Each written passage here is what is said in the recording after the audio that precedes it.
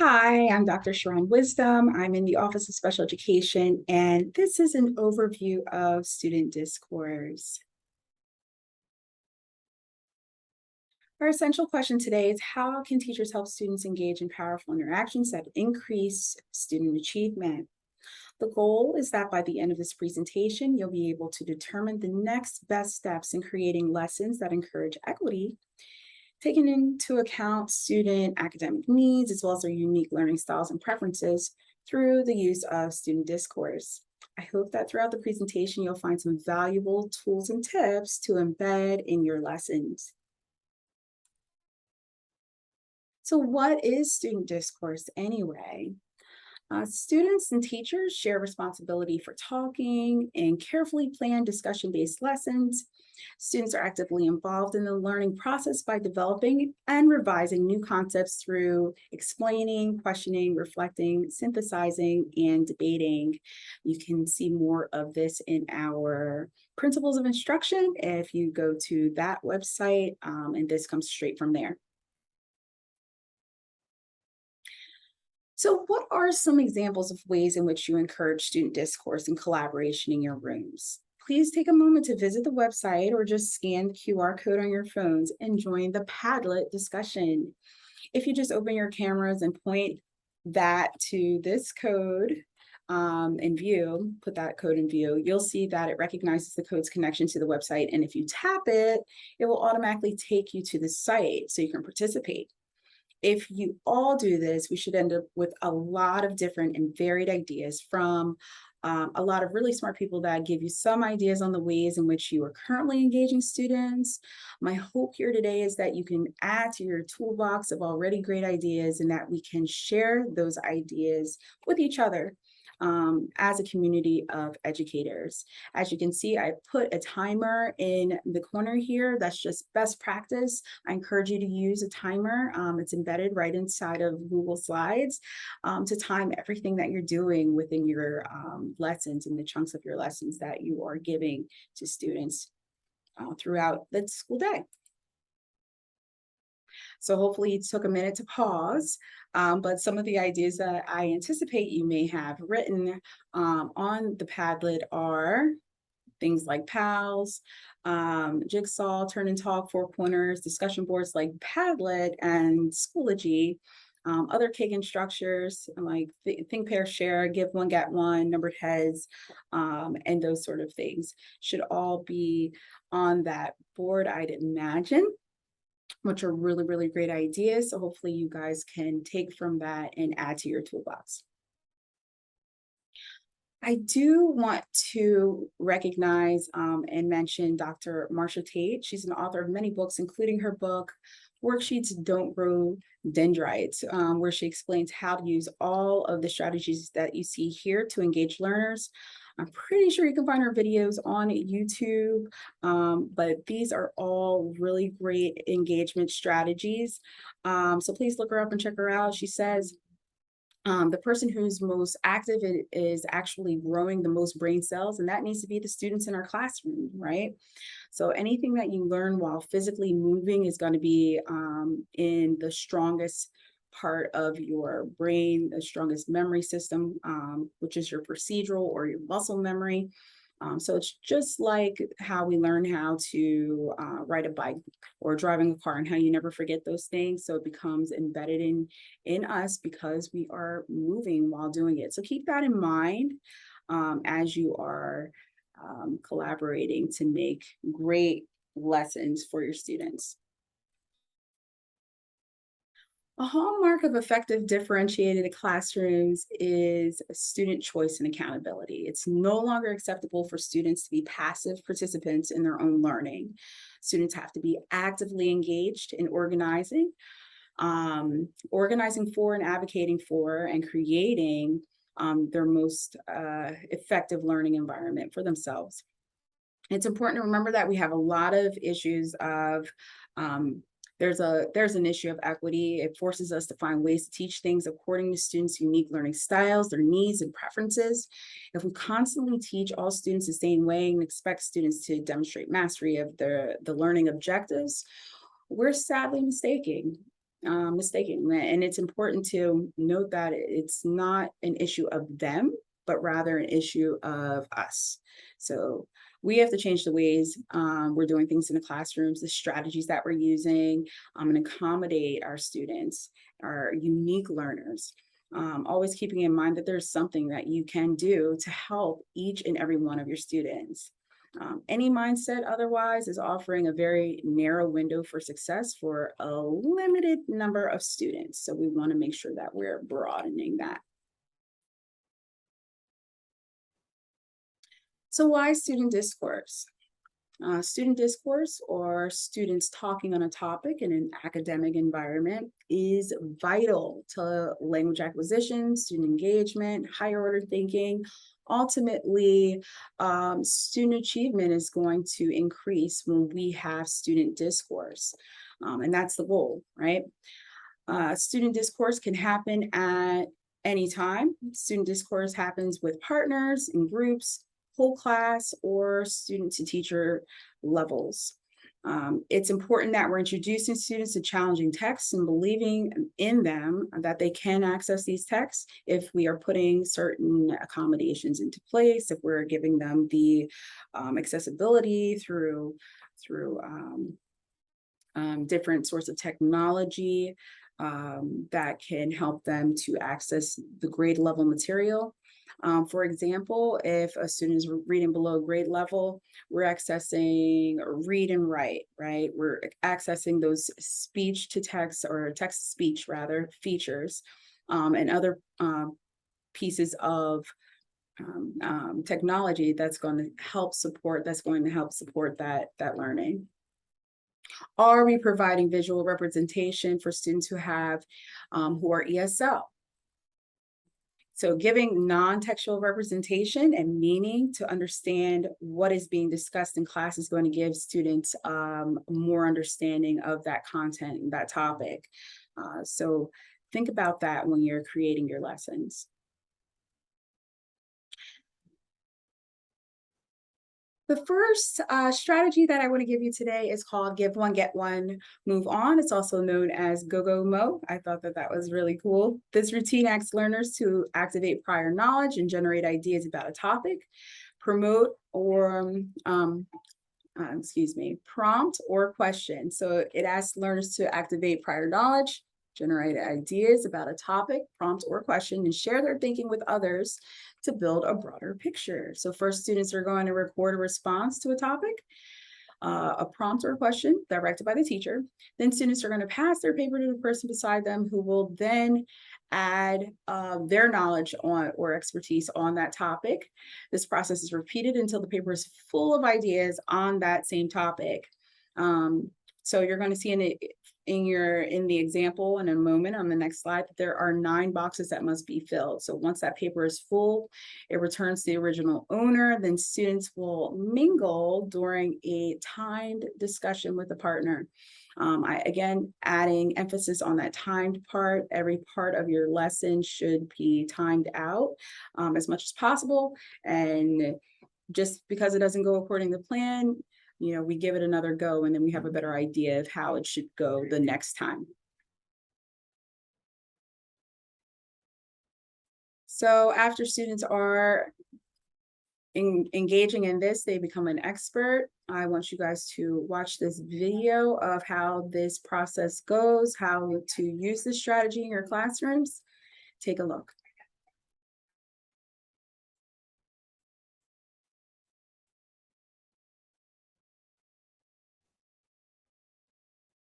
Get One protocol is going to allow you to give some of the information you have just learned in your expert text, as well as get a piece of information that you did not read about, that somebody else did. We're going to share information as a way to study right now.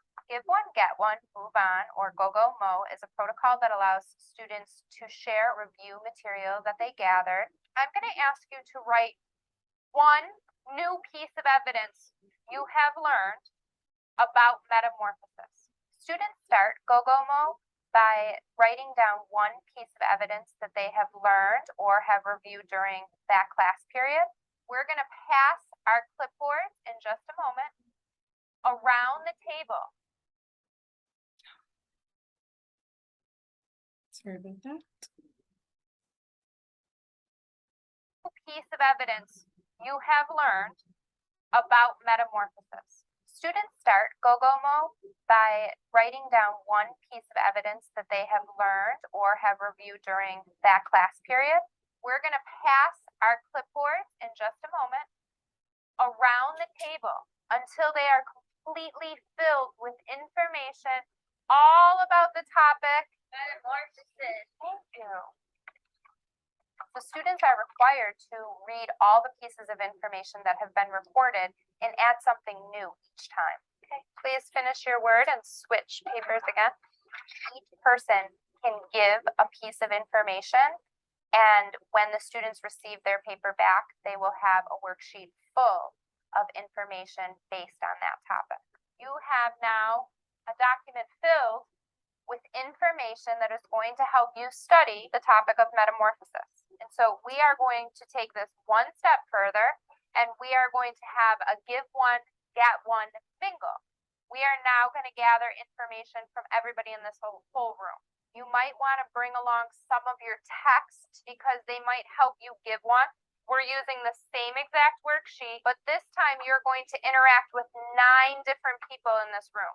I learned that metamorphosis is rectal and internal change. When a frog is fully developed, it goes and lays or fertilizes eggs. GoGoMo promotes equity and inclusion in a classroom by allowing all students to interact with every single person. This process may take a few days or several months. As we move around, we can give out some of this same information, and that makes us memorize the information more. Every single student is addressed and provides an answer. This ensures that students read and listen to what all other students have recorded. Metamorphosis has 2 changes. We are able to interact with our peers more than we would if we would have just did a regular review, which I think helped us be more focused and engaged into the subject. At 10 weeks, the tadpole's lungs are fully functioning. Like when it's just the teacher talking, you're not as focused. The egg, the larva, we do something that's fun, we'll remember it because it was fun. Today's students used GoGoMo to review content, and they left with information that they could go home and study. You're studying, you're memorizing, and you're practicing. Not only is this a document for you to take home and study, you're going through a study process right here.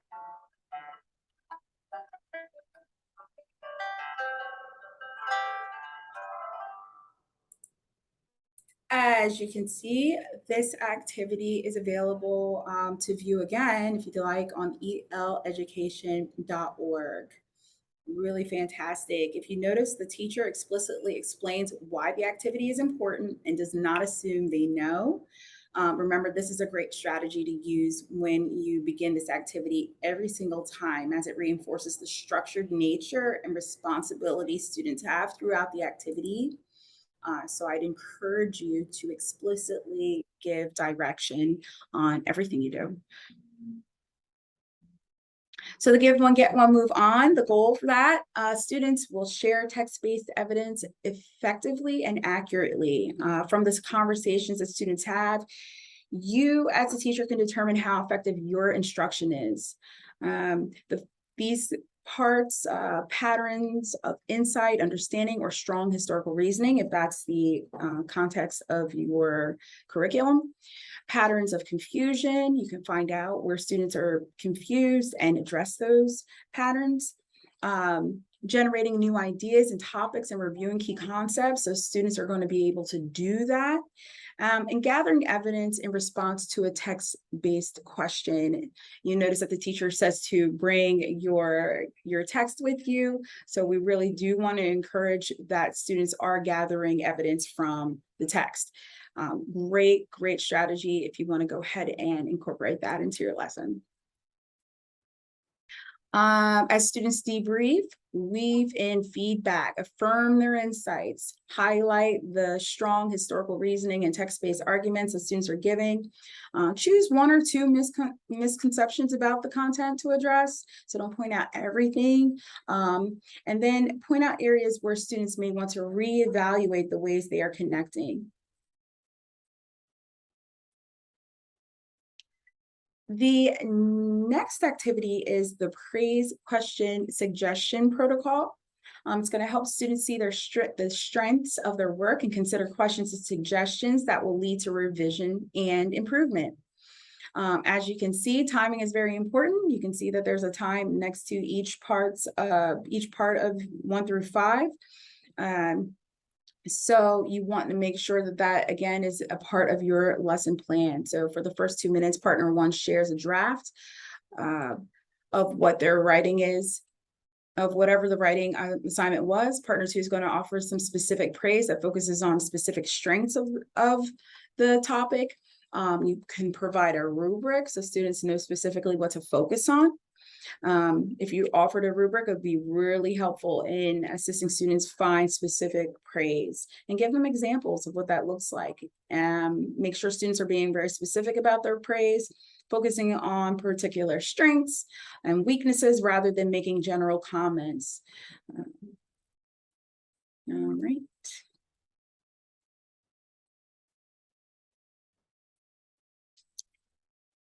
All right, so you could present this with a graphic organizer. Again, one of Marsha Tate's strategies for student achievement is using that graphic organizer. So the graphic organizer would be set up into 3 parts, and I can provide that for you. Giving your classmates project a compliment. So what works in their composition? The second section of your graphic organizer would say, ask a classmate a question about their project. What do you wonder? And then the third part of that graphic organizer is going to offer a suggestion to your classmate. If they were to do this project again, what could they do differently? So you're going to have those 3 parts in your graphic organizer. You could also add sentence starters for those who need that sort of scaffolding or support. Let's see that praise question suggestion activity in action.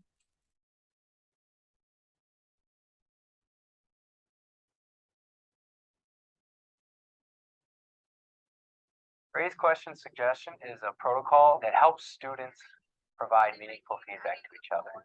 This protocol can be used for pretty much any aspect of the classroom where students are starting with one draft and moving on to another draft. We demonstrate how to give feedback based on praise question suggestion in front of the whole class first. When you use an artifact, you back it up with another artifact, maybe you should elaborate a little bit more. From there, students actually take their partner's writing and use the half sheet graphic organizer to write examples of praise, a question they have, and suggestions on how to improve that writing from the first draft to the second draft. And then they explain it to their peers. I gave it 2.5 because when your first 2 pieces of evidence, you elaborated real well. Like you went in depth, like what you was talking about. But on your last 3 pieces of evidence, you didn't elaborate like I know that you can. For your praise, I like how you use various pieces of evidence and how you did good on elaborating and putting the meanings of the words into parentheses. Did you use your categories correctly? Because I didn't really get the second place in this area. The questioning part of this protocol is sometimes the most difficult part. We try to focus students on asking specific questions about a particular part of the writing or performance. Students may use these questions as a way to clarify the intentions of the writer or to get at what they were really trying to convey. A suggestion is that you can elaborate more on these last 3 pieces of evidence, and you'll probably get a 3.5 or 4 out of that. If they're able to identify those mistakes and those strengths in someone else's writing, they're more likely to be able to apply it in their own writing. The discussion allows the writer to ask some clarifying questions so that they truly understand what their peer is suggesting. The peer collaboration element adds some accountability. They're invested to, one, improve their own skills, but also help their friends. Over time, students learn the ability to articulate their thinking to a peer in an effective way. as students have already finished the protocol, we see everybody continuing to write their second draft. And as a teacher, it makes me really proud.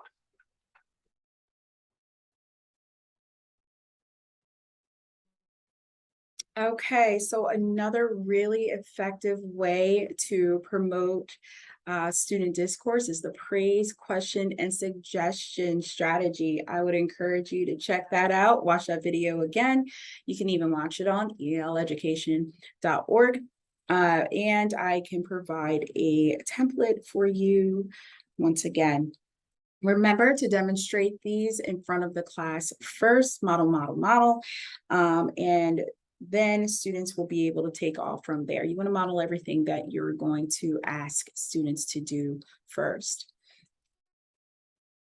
All right, so a check for understanding. I'd like for you to scan that QR code that you see in the bottom right side of your screen. Students who receive frequent recognition and appreciation from those they work with are A, more likely to be productive, B, have increased self-esteem, C, have better relationships, or D, all of the above. Please take a minute to join the discussion. Pause the video, scan that QR code to answer this question on Pull Everywhere. As you may have guessed, the answer is D, all of the above. In fact, student achievement and behavior can be improved through frequent monitoring of student progress and positive feedback and recognition for those gains that students make. Very powerful tool.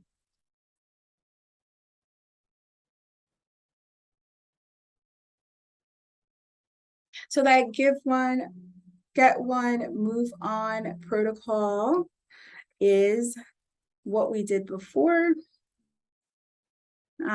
And so now we have a second strategy to add to our toolbox, the praise, question, suggestion strategy. So the goal was that students offer critique and feedback for revision of their work.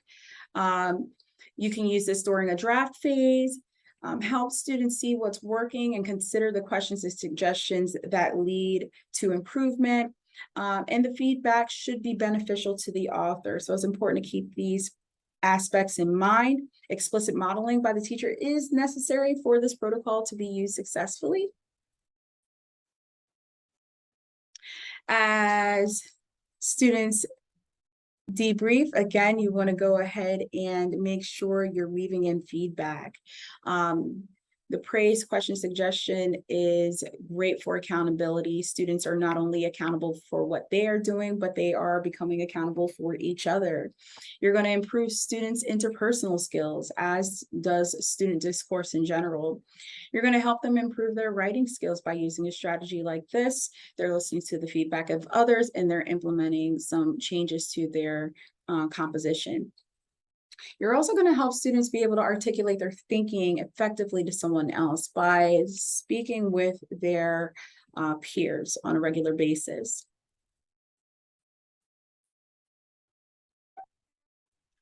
The last activity that we're going to, or the last strategy that I'm going to tell you about is Jigsaw. So for Jigsaw, you're going to divide students into 5 or 6 person groups. So it depends on how many students you have in your classroom, of course. You're going to appoint one student from each group as the leader. You can divide that day's lesson into 5 or 6 segments or chunking segments, as you should already be doing. Assign each student one segment, making sure that they only have access to their own segment. So that particular article that students are reading, make sure you're dividing it or chunking it into sections. Then you're going to give students time to read over their segment at least twice so that they become very familiar with it. They don't have to memorize it, but they should be very familiar with it. From there, you're going to form temporary expert groups. Students bring students back to their Jigsaw groups, right? So students who have become experts then come back into their Jigsaw group. Ask each student to present their segment from to the group, as the other students will be taking notes. Then you, as a teacher and teachers in the room, you're going to float from group to group, observing the process. And then you can give a quiz on the material. So making sure that students are staying accountable for the assignment. Okay. So students quickly come to realize that these sessions are not just for fun and games, but they really count. And they're going to be more inclined to engage when they know that there is a quiz at the end.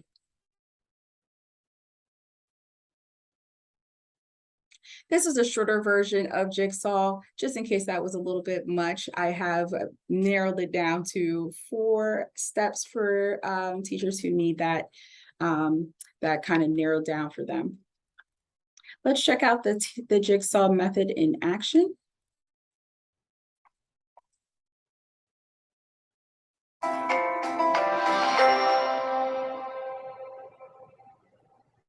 A jigsaw activity is an activity that I usually use during review of material. In this activity, I have several teams. Each team becomes an expert on a topic or a type of problem. Team number or table number 3 is going to be, you're going to be experts on question 5 and 6, right? Table number 5, you're going to be experts in question 7 and 8. We can do it for 10 by 2, and it'll be 2 kids. And then we switch students around. They form new teams, and in their new teams, they are supposed to explain what they learned in their initial team. So you have 4 minutes to show your team your work. So let's start. I like using jigsaw puzzles, number 1, because it includes a little bit of movement. Also, students are accountable on learning very well a topic, and they feel that they are experts on something. They can explain to others what they learn, and they give them some type of self-confidence on the material.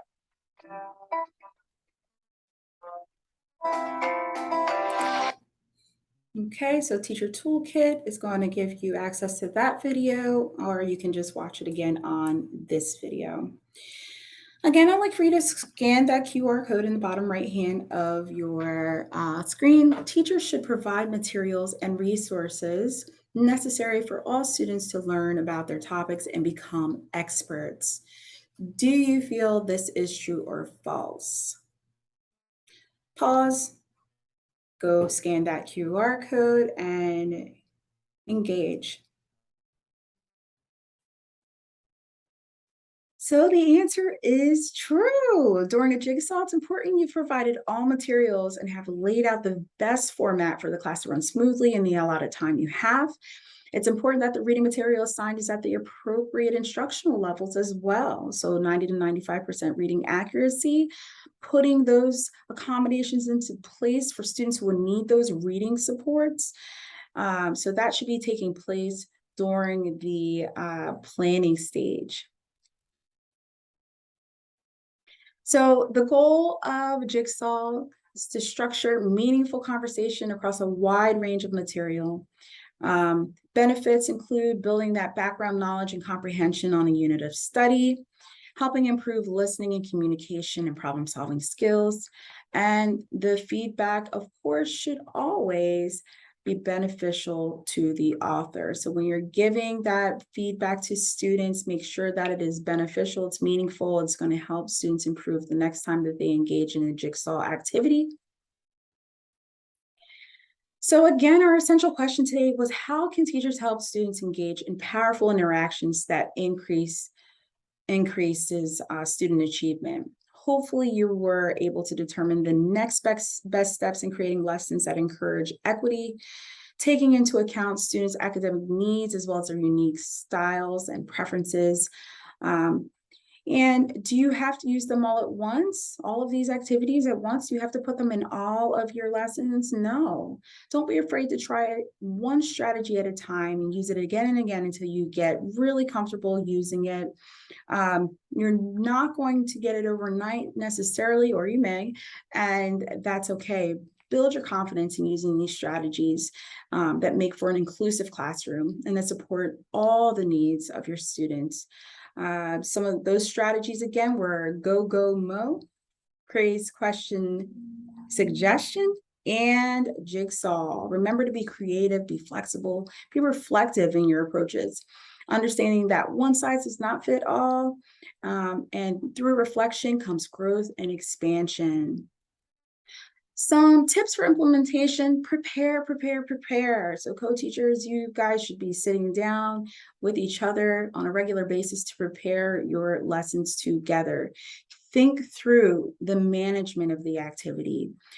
You have to be proactive when you're thinking about student engagement and thinking about how students are going to react or how they're going to receive the information you're giving them.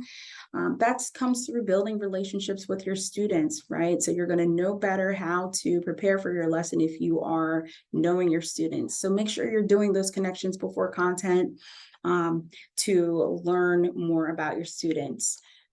Number 3, don't give up after the first time you try.